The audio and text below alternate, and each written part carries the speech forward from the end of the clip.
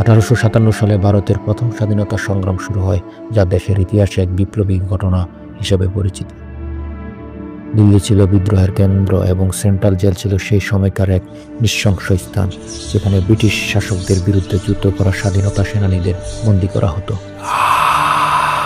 কিন্তু সেখানে ছিল এক বিশেষ কক্ষ, যেটি পরবর্তীতে ভয়ঙ্কর কক্ষ নামে পরিচিত হয়ে ওঠে। ইতিহাসবিদরা বলেন, কক্ষে থাকা বন্দীরা একে একে নিখোঁজ হতে শুরু করেছিল।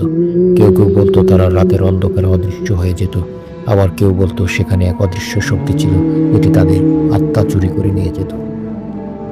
একদিন এক স্বাধীনতা সেনানী, নাম তার মঞ্জুর আলী, সে নিজে একটি শক্তিশালী যোদ্ধা ছিল এবং তার মুখে কিছু কথাও শোনা গিয়েছিল, যা মৃত্যুর পরও জেলখানার অন্ধকার প্রাচীরে প্রতিধ্বনিত হয়। মঞ্জুর আলী একদিন এই কক্ষে বন্দী হয়েছিল।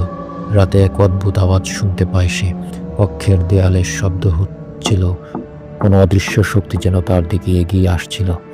মঞ্জুর আলী ভয় পেয়ে তার সঙ্গীদের কাছে সাহায্য চায়, কিন্তু কেউ তাকে সাহায্য করতে আসেনি।